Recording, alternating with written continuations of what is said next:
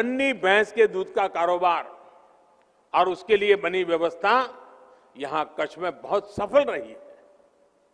देश में बाकी जगह पर भी दूध उत्पादक और दूध का व्यवसाय करने वाला प्राइवेट और कोऑपरेटिव सेक्टर दोनों एक दूसरे से जुड़े हैं और एक बेहतरीन सप्लाई चेन उन्होंने खड़ी की है।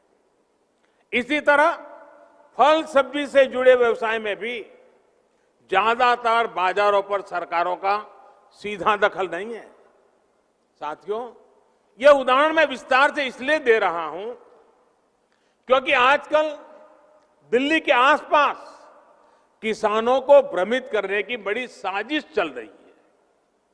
उन्हें डराया जा रहा है कि नए कृषि सुधारों के बाद किसानों की जमीन पर दूसरे कब्जा कर लेंगे। भाइयों बहनों, मैं आपसे जानता हूं,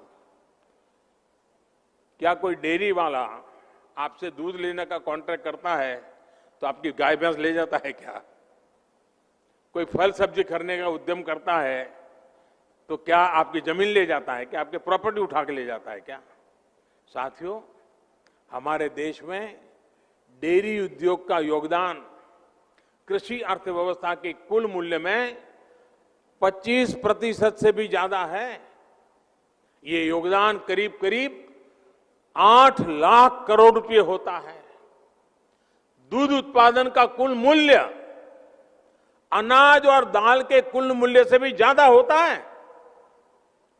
इस व्यवस्था में पशुपालकों को आजादी मिली हुई है।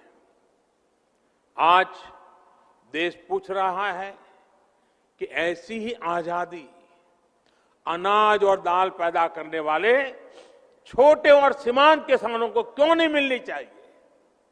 साथियों, हाल में हुए कृषि सुधारों की मांग बरसों से की जा रही थी।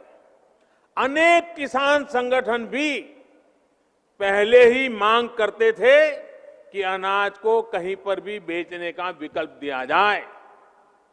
आज जो लोग विपक्ष में बैठकर किसानों को भ्रमित कर रहे हैं, वो भी अपनी सरकार के समय इन कृषि सुधारों के समर्थन में थे, लेकिन अपनी सरकार के रहते वो निर्णय नहीं ले पाए, किसानों को झूठे दिलासे देते रहे।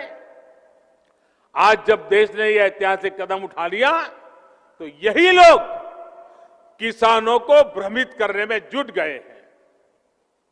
मैं अपने किसान भाई बहनों से फिर एक बार कह रहा हूं, बार बार दोहराता हूं कि उनकी हर शंका के समाधान के लिए सरकार 24 घंटे तैयार है। किसानों का हित पहले दिन से हमारी सरकार की सर्वोच्च प्राथमिकताओं में से एक रहा है। खेती पर किसानों का खर्च कम हो, उन्हें नए नए विकल्प मिले, उनकी आय बढ़े, किसानों की मुश्किलें कम हो, इसके लिए हमने निरंतर काम किया है। मुझे विश्वास है हमारी सरकार की ईमानदार नीयत, हमारी सरकार के ईमानदार प्रयास और जिसको करीब करीब पूरे देश ने आशीर्वाद दिए हैं, देश के हर कोने के किसानों ने आशीर्वाद दिए हैं।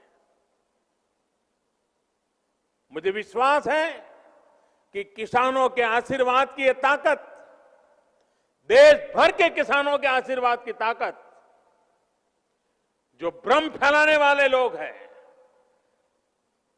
जो राजनीति करने पर तुले हुए लोग हैं, जो किसानों के कंधे पर बंदूकें फोड़ रहे हैं, देश के सारे जागरूक किसान उनको भी परास्त करके रहेंगे।